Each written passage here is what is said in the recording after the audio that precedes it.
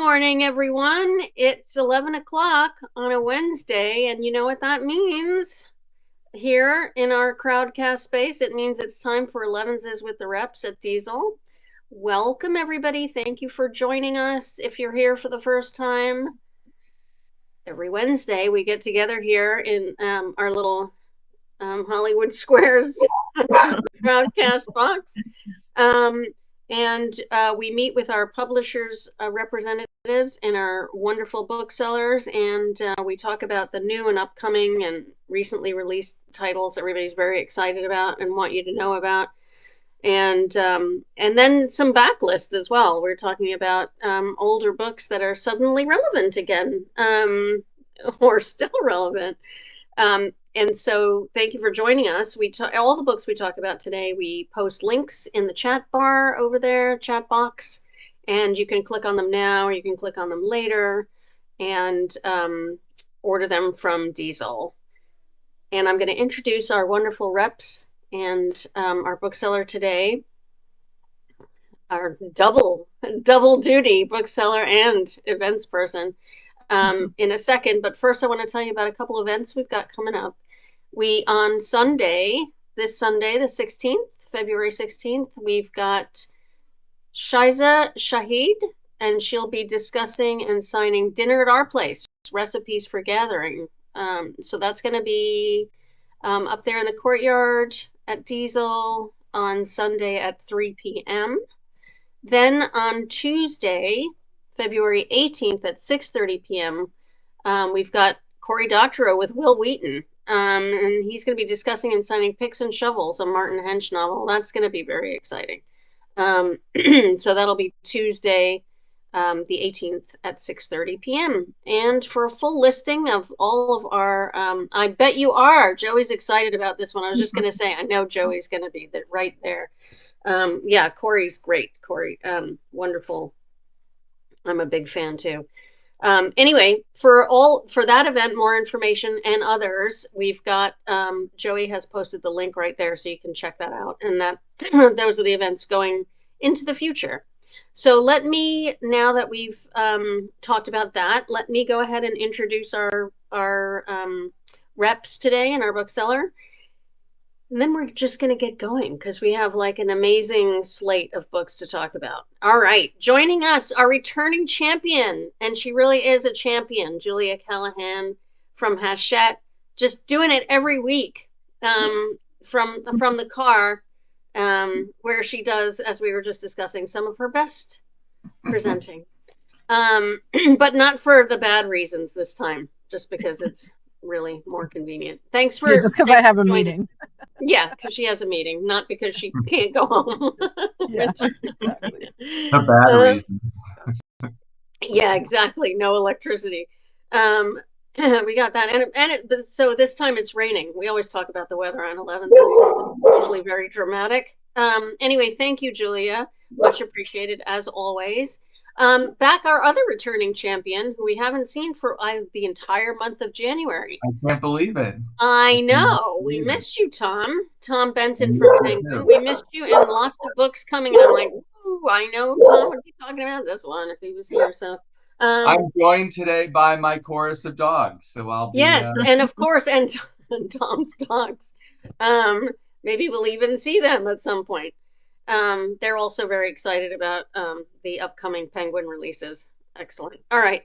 And we haven't seen Mary for a while. Mary is a bookseller, but also our wonderful, fabulous events coordinator.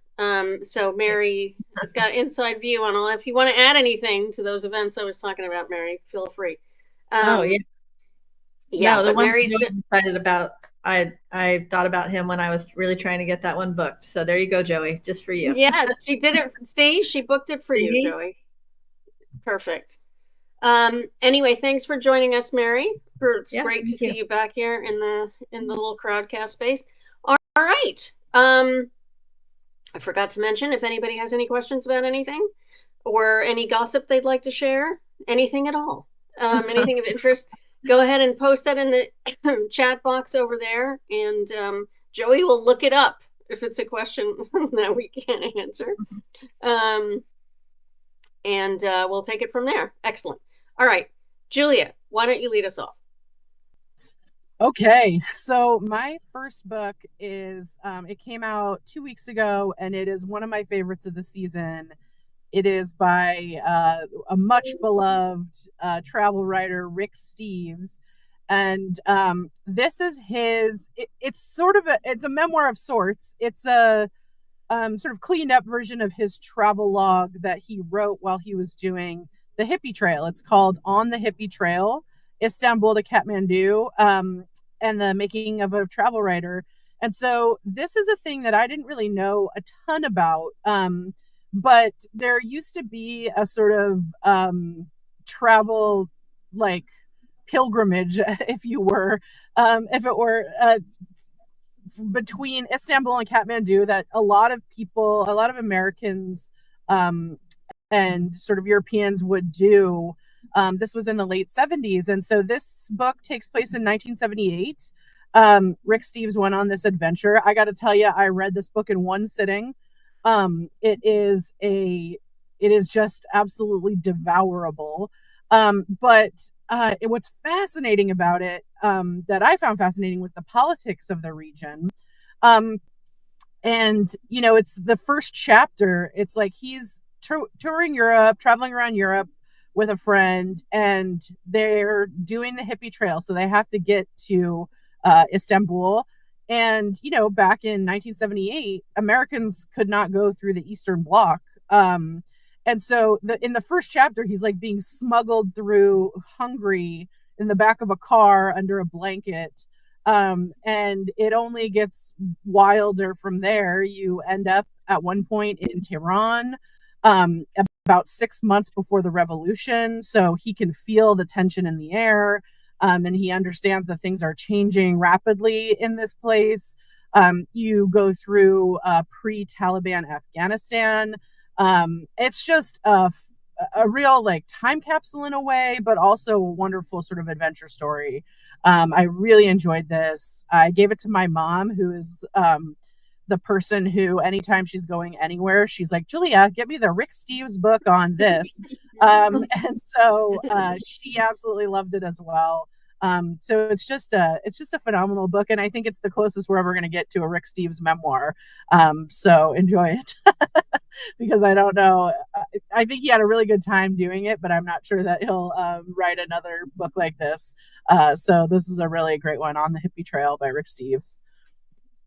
Such a fun, but like, wouldn't you just, I mean, the thing is about Rick Steves is that he's been around, and that a lot of people have thoughts about, places getting over touristed by places that Rick Steves has gone. But it's like, because it's great, because because it's really fun to go to places that he talks about, because he's such an engaging host, right? I went places that when we went to Italy, I went to a couple of places that I'd seen on Rick Steves that aren't the major places, and I was really happy for it. So I was really happy to see this book also when it came in, because he's just such an engaging a writer, and an engaging storyteller, and of course, place is something that he does, amazingly well. So, and it's in keeping with the rest of his output, just really engaging, easy to read, and it doesn't feel like it happened long ago, although it clearly is a time capsule, like you said, but at the same time, it has a very sort of fresh and of the moment kind of feeling to it. So I love that cover. I know, isn't that a great cover? Yeah, the cover's fantastic. But he's like, I mean, it's like, you just want to get in there with him, you just want to read it. And I think you make a great point about, sorry, go ahead. Oh, I was just going to say, there are images throughout too. So there's pictures and stuff of these areas back then that he took when he was on this trip. It's a really great sort of time capsule as well in that way. Yeah. Easy gift as well.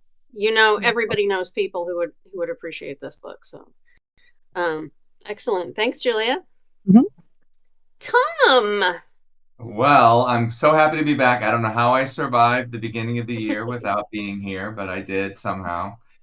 I'm going to make up for lost time. I think I'm on a few more times.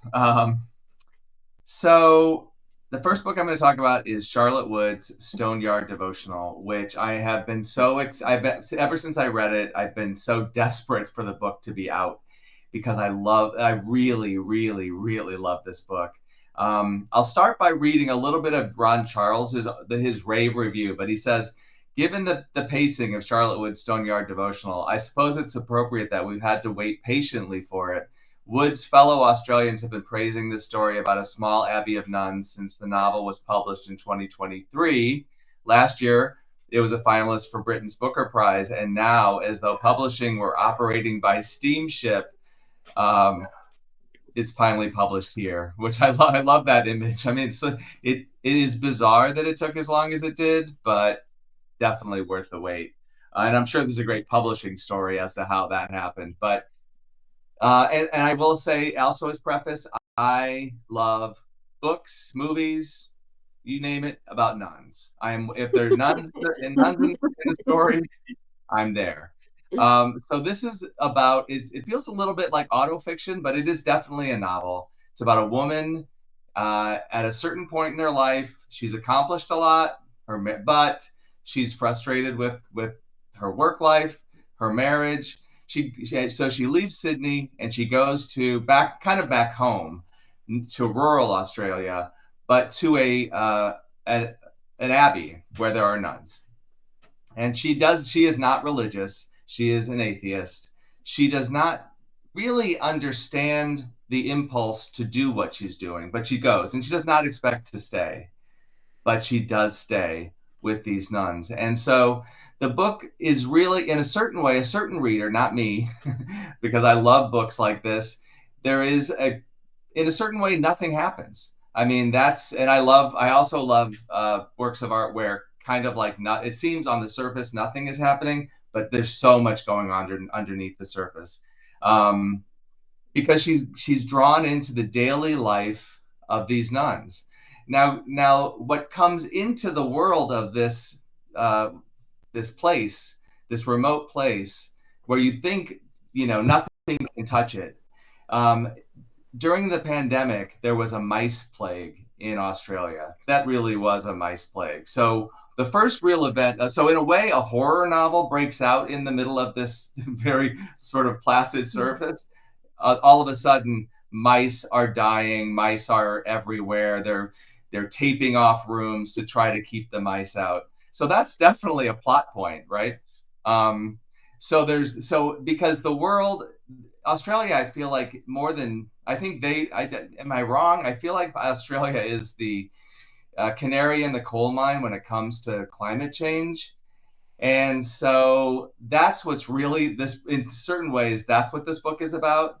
It's about memory. It's about climate change. It's about belief. There's also the second important plot point in the book is that a nun who has disappeared decades before her body has been found and is being returned.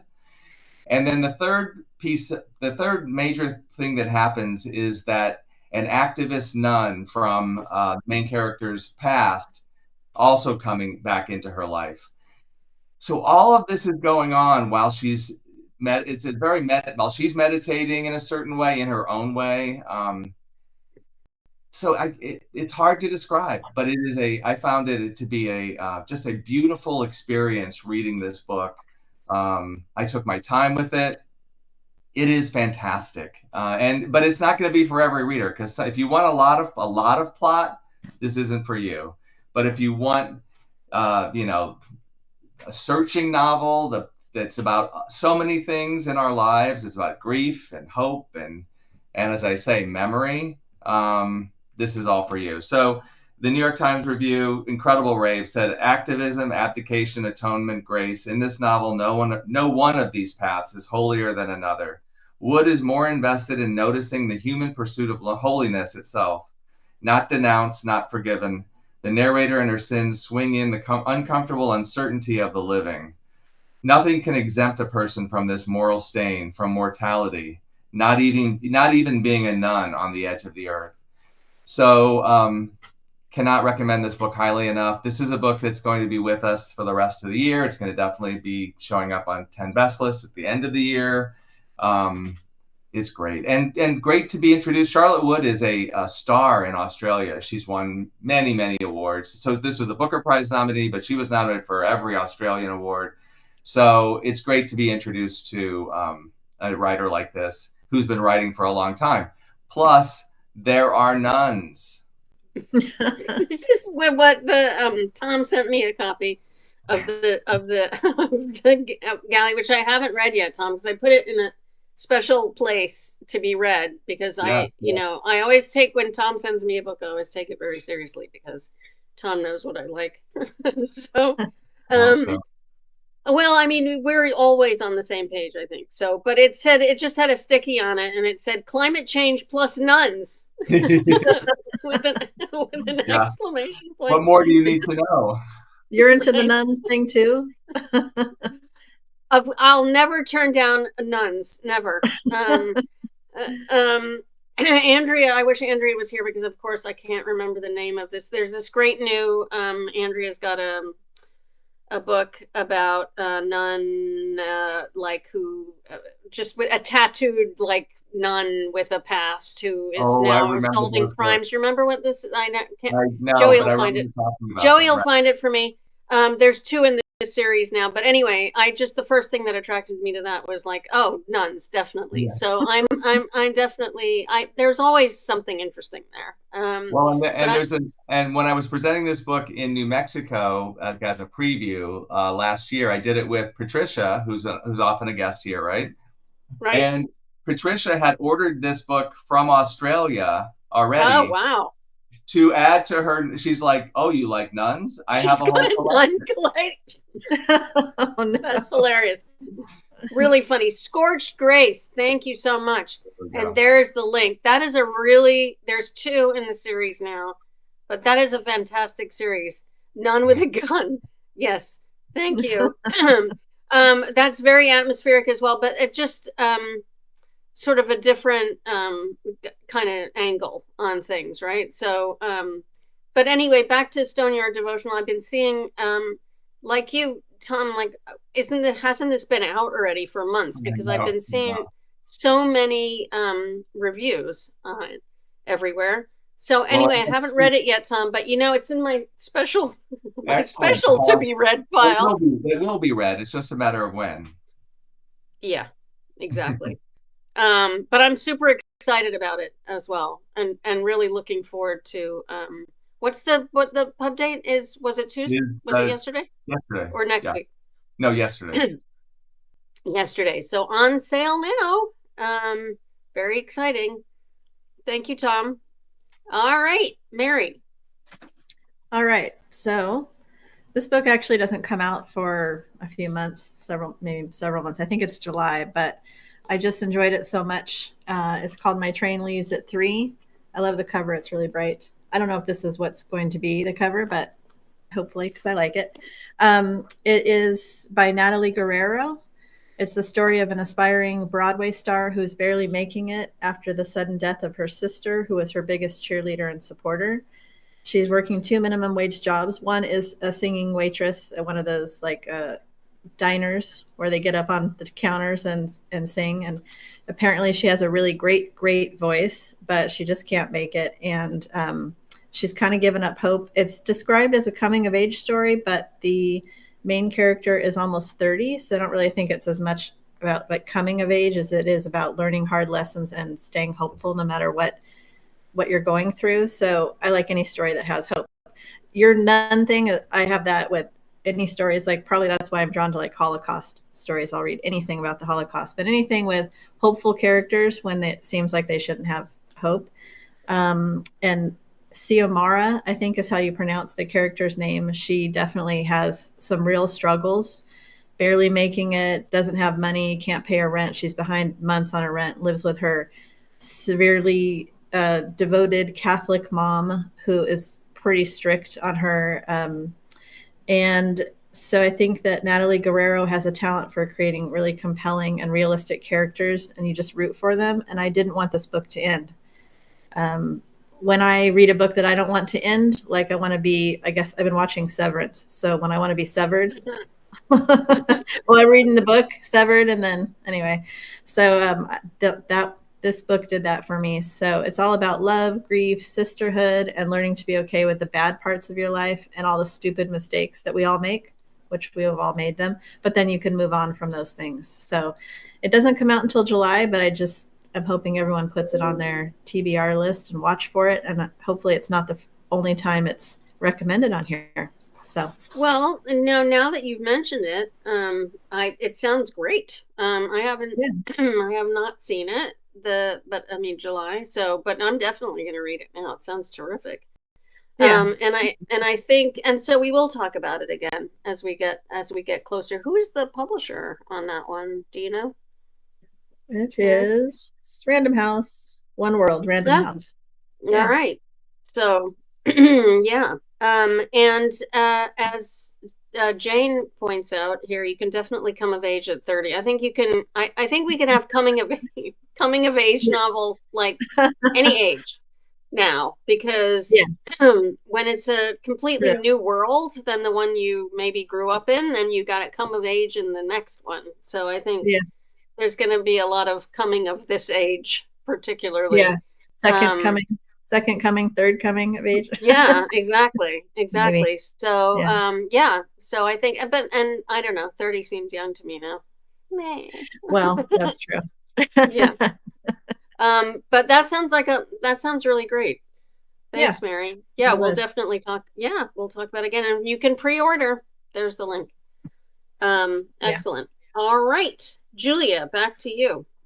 Okay, so my next book comes out next week, but I won't be here next week, so I wanted to make sure to talk about it. I know. How can we have Elevenses without Julia? I know. I will be in San Diego, and we'll probably see you at Camino Books, but I won't be on here. So, but I wanted to make sure to point out this is Nesting by Roisin O'Donnell. This is an Irish novel. And this is my favorite fiction of our winter season. I devoured this book. This is it's funny because when I start talking about what it's about, people kind of are like, oh my God, so serious. But I got to tell you, it does not feel the sort of weight of the topic. And I don't mean that in a it's not trite. So this is about a woman who is leaving an emotionally abusive relationship. She has 2 kids. She figures out she's pregnant with a third. And it's set against the backdrop. It's set in 2018 against the backdrop of Ireland legalizing abortion. And as this woman is leaving her husband, you are so with her. It in times it feels like a thriller because you're so in it with her on, like, you see all of the traps that are kind of set up for women who are trying to leave emotionally abusive relationships. The first of which being, like, she's not sure if the abuse is actually happening because it's not physical. He's not hitting her. But she's like, just, every interaction they have is like taking it out of her. And you're kind of on the sidelines, like, all I could think was like, leave him, get out of there. Oh my God. Right. But then you see how easy it is to end up back there. And anytime he sees the kids and she has to go drop them off, like, it feels like a thriller, like you're on pins and needles, just like, oh my God, please, like, get her out of there. Okay. It is a phenomenal book. I cannot do it justice on how well written this is and how much you just, I couldn't put it down. I read it in 2 sittings. And it's not a long book, but it's, a regular size, like 350 pages. It's not usually a 2-sitting book, but man, I could not stop reading it. I think this is, if you give it a shot, I think it'll stick with you. like I said, it's not, even though the topic is very heavy, it doesn't feel like a slog at all. It feels like it gives weight to the topic, but also, um, you know, it is very realistic. And it is realistic in a way that sort of makes you're so invested in this woman and her life and how she's going to get out of this. Yeah, just a phenomenal book. I think I hope everyone really dives into it because it is tremendous, and the writing, I kind of don't know how she did it. And I love a book where when I'm at the end of it, I'm like, I don't know how you accomplished what you've accomplished, but I'm glad that I got to witness it. So yeah. I don't know if I can add too much more to what you've read. Very um, detailed description, but I just to add that I really liked it as well, and it does absolutely carry you along this book. And they always make me nervous, books about women in abusive relationships trying to get out. And she does that. She creates that tension so well, and that fear. And you're absolutely right that it does have that sort of thriller type of feeling, but also like really explores the complexity of this kind of really any abusive relationship like this. How much is going on? How many layers of complexity is happening in this kind of situation? It's very easy to say just leave, right? Yeah, of course, but there's a lot else going on as well, and she does an amazing job with it. So I'm like with the nuns, also Ireland. I'm Yeah. like I'll pick anything up if it's Irish. So that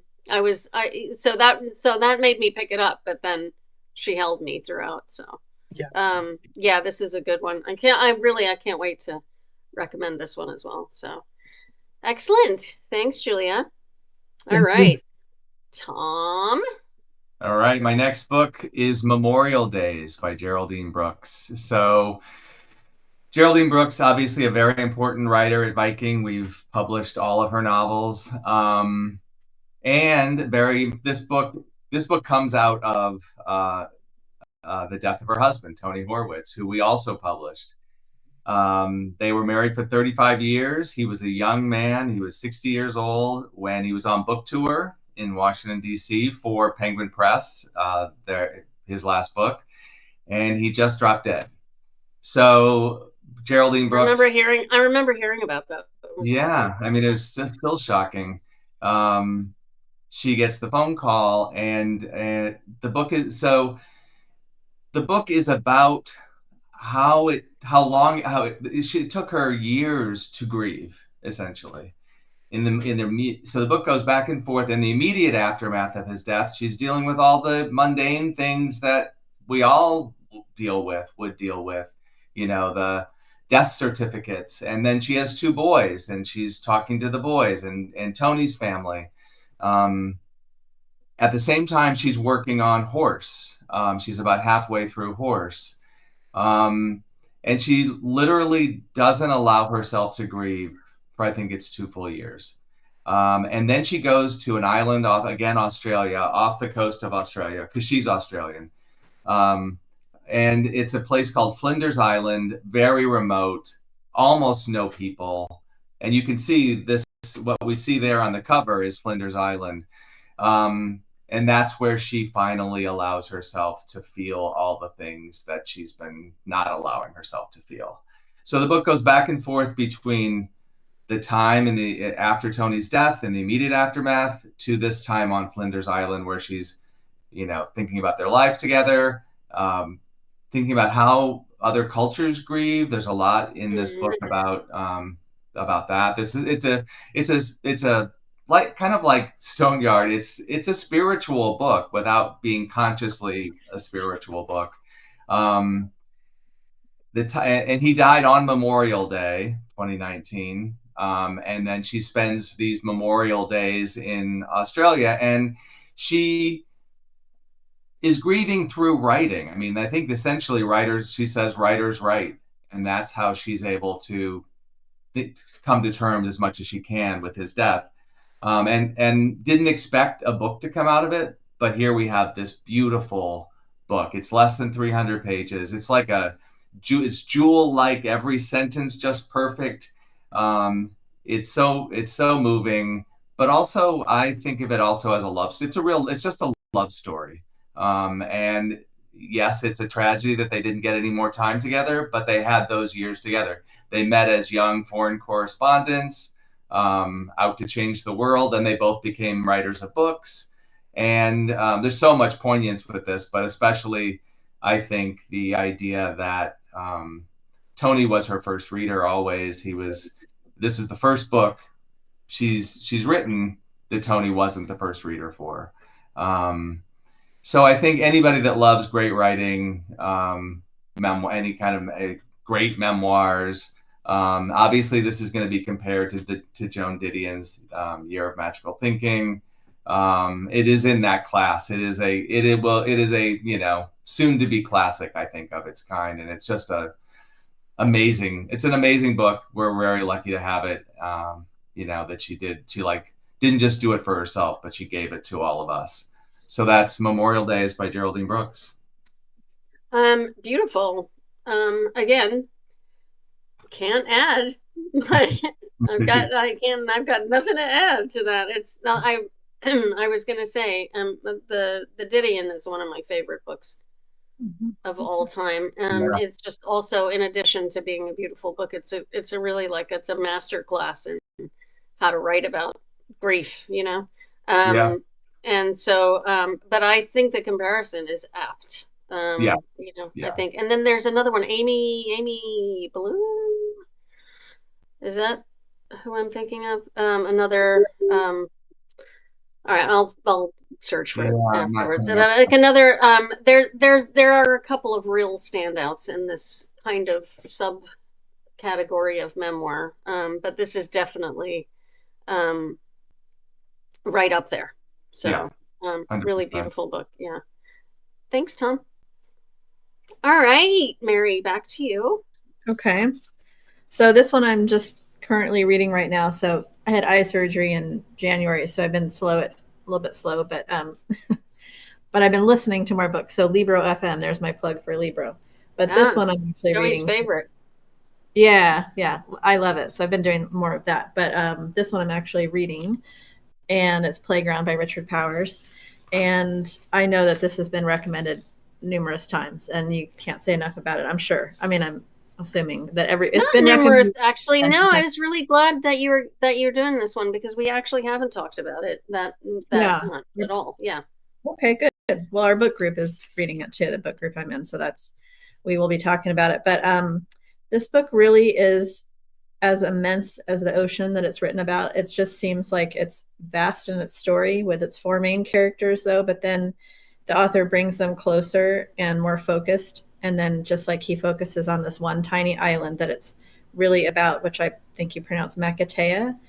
The island is at the center of a world-changing decision, and they've been chosen as the site for a plan to send floating autonomous cities out into the open sea. But first, the island's residents, I think there's 82 or 86 of them, it's under 100 anyway, they have to vote to greenlight the project or to turn them away. The themes are shared humanity and exploration, and of course technology and the environment. And what is a really hot button topic right now is AI. So that is definitely the potential takeover of the world, which doesn't seem so unrealistic anymore. And it's next week. Yeah. Today. Surprise. Later today. So if this book doesn't make you sad for all of the destruction humanity has caused, not just to nature, but what we continue to do to nature and to each other, then maybe you're AI. That's pretty much what I figure. So because it just really makes you feel all of that and think about it. You have to think about it, what we've all done, and what choices do we have left in this maybe it's today as we go into next week. So let's see. Sometimes you just want an entertaining book, and sometimes you want all the feels, but sometimes you want an author to shout to everyone what they need to hear and to teach you something, but also to teach humanity for years to come. And I think this book does that. So Really excited. I haven't finished it. I know there's twists at the end, and I keep hearing about them. So don't tell me. I'm not going to ruin it for anyone else. But I do know some about that, and so I'm excited for it. And now this book's definitely going to have legs, I think. Like Overstory just went on and on and on and on and on and on. Still, actually, the Overstory. And then he had Bewilderment, which I really liked, but didn't get the same kind of enthusiasm. I mean, it was sort of had mixed reviews, and then in terms of readers, I think it was more of a mixed reaction as well. But everyone's back on board with Playground, where he's like moved into the ocean now, and talking about it, and people are really loving it. And I think with Richard Powers, they're not necessarily easy books. I think you have to think about it, and you can't go that quickly through it. Joey says he thinks Bewilderment was a little too much of a downer. Well, I mean, polemic was the word that a lot of people use, but I don't know. I thought he did. I particularly liked the way he described the relationship with the child that he was talking about, and also how he portrayed what was going on with the child. But that was like personal for me. But yeah, I mean, it was a bit of a downer. I don't know, or cautionary tale, if you will, which is sort of what Playground is as well. But anyway, so yeah, they're a little more. They take a little more effort, I think, his books, but very rewarding. So yeah. But I am glad you talked about it, Mary, because we haven't really talked about it a lot. And I think it's hardly a sleeper, Richard Powers, but it's like it's quieter than a lot of the others that are grabbing a lot of attention, but worthy of it. So. Yes. Yeah. Great. Thanks, Mary. All right. Julia. Okay. All right. So my next one is one that I never thought I would be talking about. I am not much of a gardener, but we are re-releasing the 30th anniversary of the book from activist and artist Derek Jarman's Garden. And this has a new intro forward by Jamaica Kincaid, the wonderful novelist. And, it's so funny because when we write our little blurbs that we write to the booksellers, I research things and end up sort of finding new things. And this sent me down a rabbit hole of just I couldn't believe I didn't know who this person was. Derek Jarman was a filmmaker. He was an artist. He was British, and just a wonderful sort of artist and filmmaker. One of my best friends in England, when I said something about this on Instagram, he texted me and said, "I can't believe I didn't make you watch all the movies of Derek Jarman when we were in college. Where was I? What was I doing?" And I was like, I agreed. Where were you? How come you didn't educate me? But Derek Jarman, in the last 10 years of his life, he was diagnosed with AIDS and he became an AIDS activist. And one of the things that he did was he bought this property in the UK. It was called Prospect Cottage. And he started being focused on gardening, and sort of as a way to, escape from some of the darker parts of being diagnosed with AIDS in the, I think, late 80s, early 90s. And then, surviving with the disease for as long as he did. And he eventually died of AIDS. But this garden, he started planting seeds that were indigenous to the area that he was. He really took this very seriously, and it was both an escape but also a kind of act of activism in this really interesting way. And so we're re-releasing this 30th anniversary edition. This book came out 30 years ago, right before he died. And this is just this wonderful sort of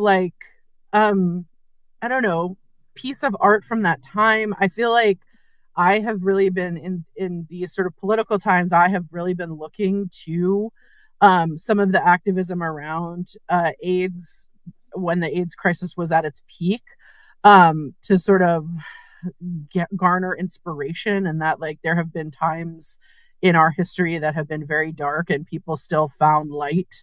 And I think this is one of those like sort of focal points of light. So if you're into gardening, I think this is a great book. But also, if you're not into gardening, I think it's a really fascinating book and a really fascinating history, and a fascinating look at this person and like all of the different avenues activism can take, all of the different avenues that we find joy in times that are really hard.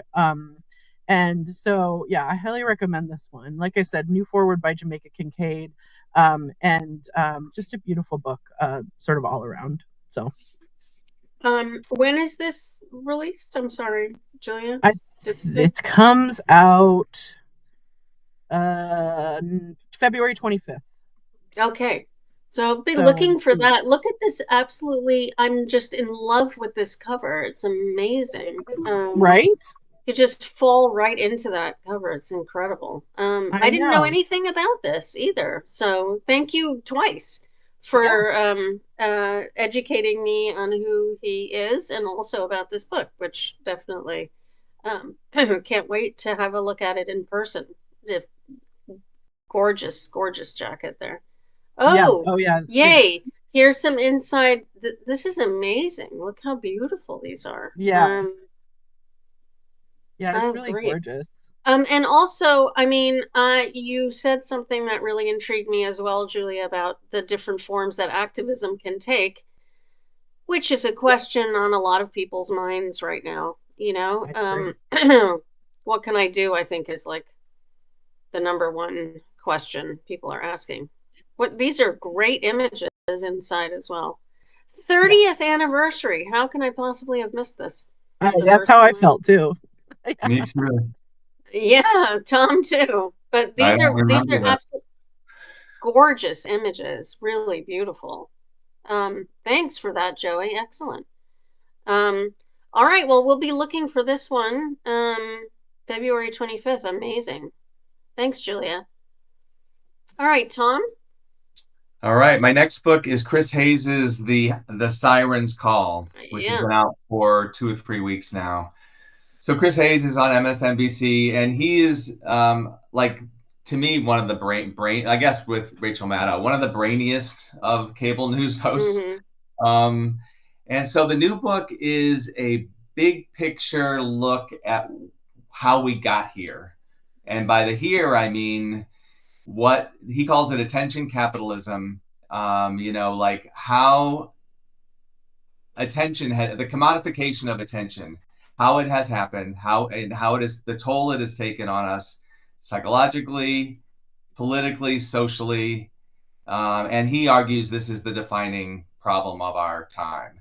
And he goes back to, he's comparing it to, he says the only parallel that he can think of that is comparable is what happened to labor in the 19th century. Attention is because of attention has been the thing that has commodified this resource that they're trying to extract, that they are always trying to extract from us and have extracted from us. And we're paying for it in every which way we can think of. So it's a big idea book. It's a call to action. It's one way to deal with what's happening. I mean, this obviously is so timely. It's always going to be timely, but I think in the first part of this year, when our attention is constantly they're trying to pull us in all different kinds of directions at every moment, it's clarifying to see this from a bigger picture angle. And that's what I loved about this book. It's sort of intuitively I understood it, but now I understand it in a more intellectual way. So I think it's the same. So Penguin Press is the publisher, and they're the publisher of Jonathan Haidt's The Anxious Generation. And I truly think that has become a phenomenon. And I kind of think this is tapping into the zeitgeist of the moment, and this may have the same trajectory as Jonathan Haidt's The Anxious Generation, a book that everyone, I mean, you know, an anxious generation, a lot of parents have come to, and then beyond that, this is for all of us. We all need to understand what has happened to our brains, to our attention. So it's really like of the moment. And so debuted at #1 on the bestseller list, I think, because it captures that the zeitgeist right at this particular moment. Who knew? I mean, I guess we always knew, but anyway, here we go. The But siren. we weren't paying attention. Yes, right. We were too busy on our phones, right? So I think this is a really important book, and he's while brainy, he's still very accessible. I think that's Yeah. why he's so good on MSNBC. So Yeah. there you And he's, you know, managed to, you know, sort of keep going with the various purges and reconfigurations Yeah. and that kind of thing. And he's sort of spread out. I think people read him elsewhere, listen Yeah. to him He has, elsewhere. It's he has a not just podcast. MSNBC. He's a little bit like, I think of him a little bit like Ezra Klein, like that kind of. Yeah, yeah. Well, we sold out of our initial quantity on this one, like immediately. Yeah. And so we've had it on reorder. It's probably come back in since I've been sitting here, but Right. And we're probably printing as fast as we can right now. yeah. But that just shows how you know, people are definitely right there for it, you know. Yeah. Really wanting to look at an anxious generation. Absolutely. I mean, that one just keeps going as well. In hardcover, that one's still on our, I think, on our bestseller list. So yeah. So I think this one is, it's just right there. It's kind of, it's interesting with Rachel Maddow, and the two of them are connected all of the time, but this one's been like a lot hotter out the gate than hers. Interesting. And maybe that's because she's sort of so hyper focused on particulars when she writes, maybe particular things like, you know, Spiro Agnew, for example. Right, pieces of history, right? Right. Yeah. I mean, it goes out. I mean, she, you know, she moves out from the topic to talk about broader things, but right. But this is, you know, it's kind of, it's more diffuse, I guess, right out. Yeah. So anyway, excellent. Yep, big one. Thanks, Tom. And because we only have two wonderful, but they're fantastic reps, we've got a bonus round. So Mary's got a third book, and then we have like a bonus fourth book from everybody. So Mary. All right. Okay, so this one I read a while ago, but I'm going to actually listen to it on Libro. So I just decided it needed to be talked about again because it is Demon Copperhead by Barbara Kingsolver. And I don't have my copy sitting here because I tell everybody to read it. So I gave it to someone, and I'm really mad about that because it was the hardcover. So I don't want to give out the paperback to them. Anyway, I'll get another one. But so mainly I want to talk about it because I just read that article that Barbara Kingsolver is opening a rehab center with the prophets. Mm-hmm. So I just want there to be more prophets for this book. So everyone just keep recommending it and reading it. But it's set in the mountains of southern Appalachia, and it's basically sort of a retelling of David Copperfield.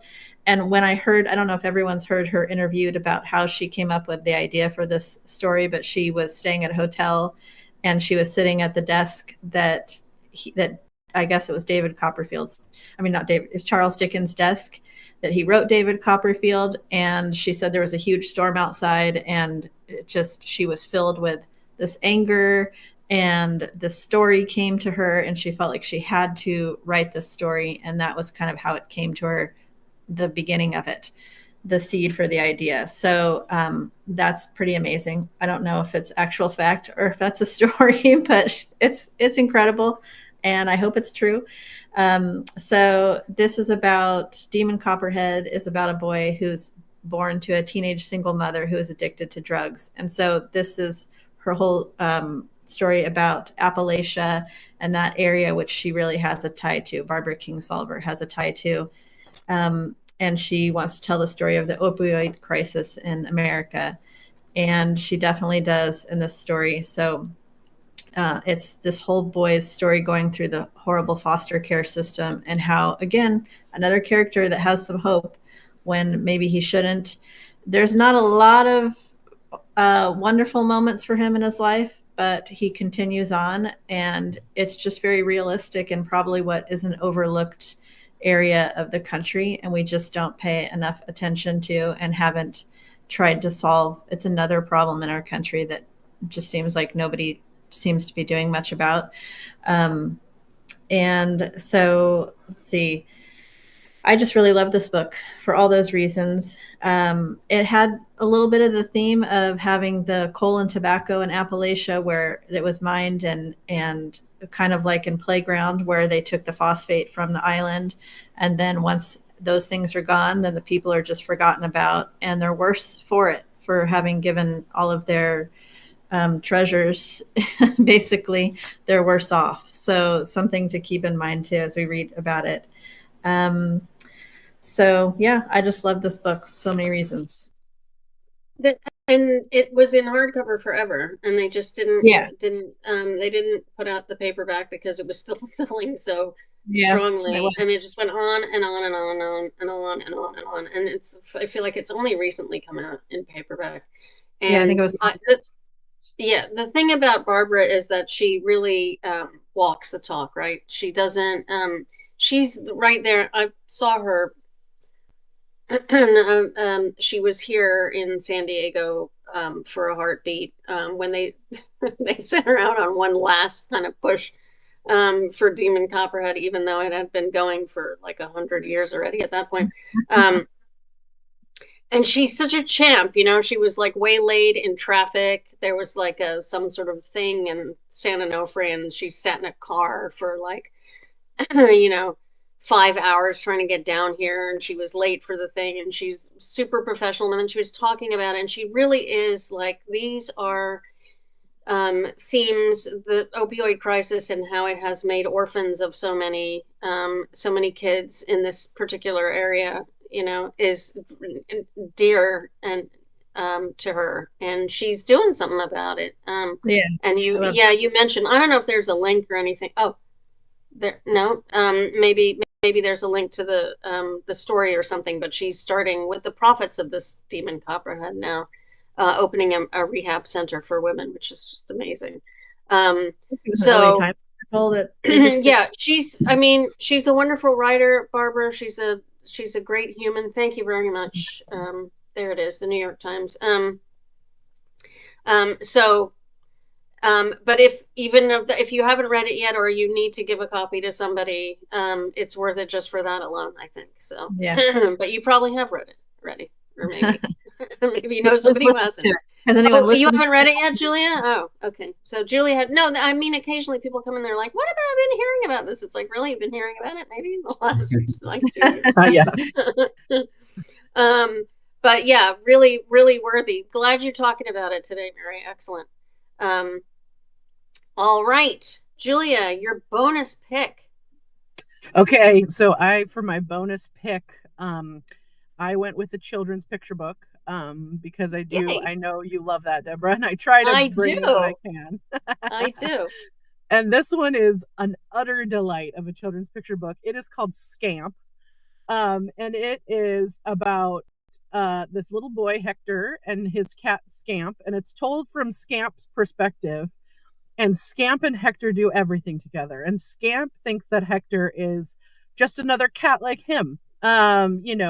They play together. They sort of do all sorts of things around the house together, get into trouble together. And then one day, Hector is doing things that Scamp thinks are not fun and not cat-like, such as taking a bath. Scamp does not understand why one would do such a thing. He decides that he's a bad cat, and he can't keep up with Hector, and he ends up outside, and then he gets locked outside on accident. And then Hector opens the window to let Scamp back in, and Scamp thinks, well, maybe it's okay to have a not cat friend. They can do things like open windows and let you back in the house when you accidentally get locked out. And that's really the whole story. It is just this delightful little romp with Scamp the cat and his boy Hector, and them having the time of their lives. There's no adults whatsoever in this book. It is just Scamp and Hector. And it is an utter delight, and one that I think is really fun to read to kids. Also, just really fun to sort of go at it from a cat perspective. And I can't recommend this one highly enough. It's very fun. So cute, adorable. Yes. Yeah, that couldn't be more adorable, of course. And cats, and it's a slam dunk. Yes, and I do appreciate. I love having the kids' books, and you presented the soy sauce. That soy sauce, is it just called soy sauce? It is, right? Soy sauce. Yeah, yep. It's called soy sauce. It's children's picture book, which is like illustrated with soy sauce. I love. Yep. And anyway, you talked about it, and I was like, that is so cute. And I have subsequently hand sold at least 5 copies of that book because it is really adorable. So yeah, kids books. People always looking for, it's a crowded field, picture books. And the standouts are definitely standouts. Oh, thanks, Ginny. Ginny loves Elevenses. All right. Excellent. Thank you, Julia. Tom, bring it home. Okay. I think I need to spend more time in picture books. That might be a good way to deal with. Absolutely. You cannot imagine. There's some absolutely so cute and adorable and fun picture books out there. For sure. Well, I'm going to take us home with, it is Valentine's Day coming up, right? And we totally forgot almost. We still celebrate Valentine's Day? We do. So my book This is a Love Story by Jessica Sofer. But of course, being me, I'm bringing you a Valentine's Day book that's rich in love, but not always easy. This is a love story over 50 years. It's Abe and Jane have been coming to Central Park as young people through their time as parents, watching and becoming artists together. And now Jane is dying. And so Abe is telling the story of their lives together. So it is a beautiful love story of a life lived fully. And what's also special about it's a love letter to New York, for sure. As you can see through the letters there on the cover, that's Central Park. And Central Park we say this often, like a city is a character, or this is Central Park, and that's more metaphorical. This is still metaphorical, but we get narration. We get to hear from Central Park and how these young lovers look through the eyes of the park. So it's told from different points of view, including the park itself. So it's a really lovely novel. It is also the Jenna Bush Hager Today Show pick. She called it the most epic love story I've ever read. So there you go. This is a love story by Jessica Sofer. And an Indie Next pick. I was gonna say, if you didn't mention it, because you know how I like the Indie Next, and everybody knows because I talk about it. I really focusing on Indie Next, always important because those are selected by booksellers around the country who have actually read the books, one assumes. Right? So they're pre-curated. But this is another one that Tom told me about and said, maybe you want to take a look at it. And I did, and it is really beautiful, gentle, and really, and Central Park really is a character here. It's a lovely book. It really is. What a great pick for Valentine's Day. And I think that's it, isn't it? Yeah. Okay. We did it. Thank you so much, everybody. What a great collection of books today. Really, like an embarrassment of riches, as they say. I want to thank everybody for joining us today. Julia Callahan from Hachette. We're going to miss you next week, Julia. Tom Benton, great to see you from Penguin. And you'll be back next week, I think, right, Tom? I think so. Yeah, great. And Mary, good to see you as well. Thank you for joining this week. Thank you very much, Joey, for being there and coming up with all the links and everything. And thanks everybody for tuning in this week. We're going to be back again next week. We'll be here with more books and If all more goes well. Yeah. Well. Yeah. In the meantime, everybody come back and join us next week, but have a great week. Have a happy Valentine's Day. However you celebrate it. And we will see you all then. Thanks everyone. All right, bye.